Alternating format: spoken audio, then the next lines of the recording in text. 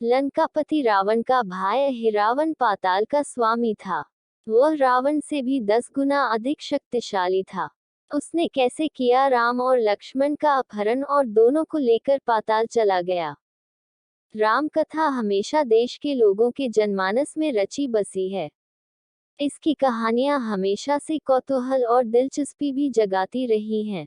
क्या आपको मालूम है कि रामायण की कहानी में एक चरित्र ऐसा भी था जिसने युद्ध के दौरान राम और लक्ष्मण दोनों का अपहरण कर लिया था। ये असंभव काम करने वाला कोई और नहीं बल्कि रावण का भाई था। कृतिवासी रामायण के अनुसार अहिरावण और महिरावण लंकापति रावण के ही भाई थे। अहिरावण ने रावण के कहने पर राम और लक्ष्मण का अपहरण कर लिया था। उन्हें पाताल लोक लेकर चला गया। अहिरावण राम और लक्ष्मण की बलि देना चाहता था। वो अपनी आराध्य देवी महामाया के सामने दोनों भाइयों को समर्पित राम लक्ष्मण करना चाहता था। तभी हनुमान वहां पहुंचे और अहिरावण का वध कर राम और लक्ष्मण को बचाया। आइए जानते हैं क्या है अहिरावण की कहानी। राम के साथ युद्ध के दौरान जब रावण का बेटा मेघनाद मार दिया गया, तब रावण ने अपने भाई अहिरावण से मदद मांगी। पाताल के स्वामी अहिरावण ने अपने भाई को मदद का वचन दिया। रावण और अहिरावण के बीच इस बातचीत को विभीषण ने सुन लिया। राम को इस बारे में सूचित कर दिया। हनुमान को भी इसकी जानकारी दी गई। राम लक्ष्मण की कुटिया की अच्छी तरह पहरेदार शुरू कर दी गई ताकि कोई उसके अंदर नहीं जा पाए। अहिरावण ने कई प्रयास किए लेकिन वो सफल नहीं हो सका। आखिरकार अहिरावण ने विभीषण का रूप धर लिया। फिर हनुमान ने उन्हें कुटिया के भीतर जाने दिया। अहिरावण तेजी के साथ कुटिया के भीतर गया। सोते हुए राम और लक्ष्मण का अपहरण कर लिया। कुछ समय बाद जब हनुमान को एहसास हुआ कि कुछ गड़बड़ है तो उन्होंने कुटिया में देखा तो राम लक्ष्मण गायब थे।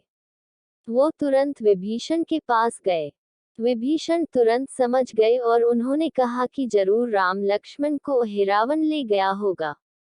आशंकित विभीषण ने हनुमान को ये भी चेताया कि अगर वो जल्द पाताललोक नहीं पहुंचे तो राम लक्ष्मण की बलि भी दी जा सकती है।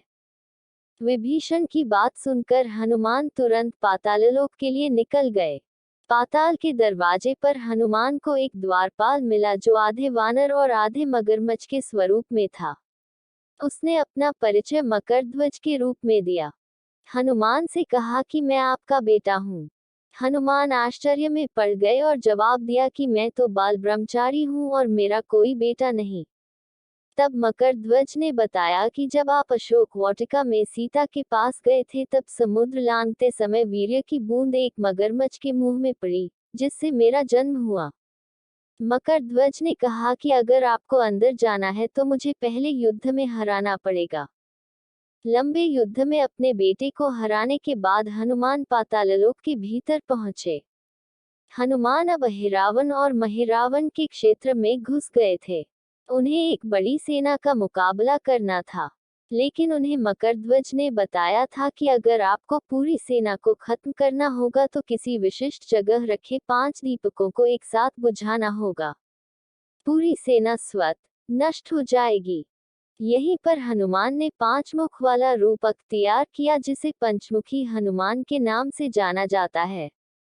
पांचों दिशाओं में रखे दीपक उन्होंने एक बार में बुझाए। फिर अहिरावण और महिरावण का वध कर राम लक्ष्मण को सुरक्षित वापस लेकर आए। भगवान राम और लक्ष्मण को लेने यहीं से पाताल लोक गए थे हनुमान। आमतौर पर किसी भी मंदिर में देवी देवताओं की प्रतिमा खड़े या बैठे स्वरूप में होती है, लेकिन इंदौर से 25 किलोमीटर दूर उज्जैन रोड स्थित सांवेर में एक ऐसा मंदिर है जहां बजरंग बली की उल्टी प्रतिमा है। ये विश्व का एकमात्र मंदिर है जिसमें राम भक्त हनुमान की प्रतिमा उल्टे स्वरूप में है और इसी उल्टे स्वरूप में उनकी पूजा होती है। उल्टे हनुमान की यह प्रतिमा पाताल विजय हनुमान के नाम से विख्यात है। देश भर से लोग इनके दर्शन को यहाँ आते हैं। इस उल्टे हनुमान मंदिर के साथ त्रेतायुग का एक दृष्टांत जुड़ा हुआ है। रामचरितमानस में इस बात का उल्लेख है कि भगवान राम और रावण के युद्ध के दौरान हिरावन वानर का रूप धरकर राम जी की सेना में शामिल हो गया था। रात्रि में वह अपनी जादुई शक्ति से सबको मूर्छित कर श्री राम एवं लक्ष्मण का अपहरण कर उन्हें पाताल लोक ले गया था।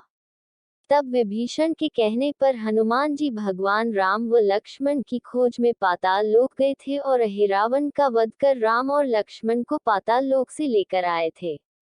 मंदिर के पुजारी बताते हैं कि ऐसी मान्यता है कि इसी जगह से हनुमान जी पाताल लोक गए थे। इसी कारण यहाँ हनुमान जी का सिर धरती की ओर है, जिस कारण यहाँ उनके उल्टे रूप की पूजा की जाती है। मंदिर के पुजारी बताते हैं कि यह मंदिर सैकड़ों साल पुराना है।